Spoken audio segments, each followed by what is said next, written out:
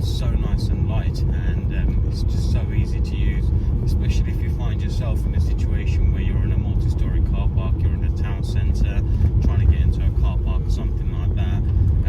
The steering wheel will come in very, very handy.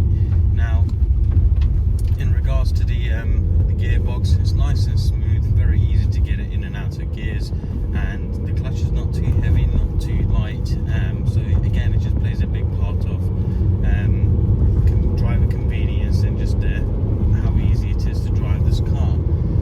Now, in regards to the brakes, they're nice and firm, and there's no shaking, juddering or anything like that when you're on the brakes. In fact, we're at 50 mile an hour now. If we go up to 60, there we go, test those brakes out. There we go. So considering the fact that we've just gone through a wet patch and the tyres are wet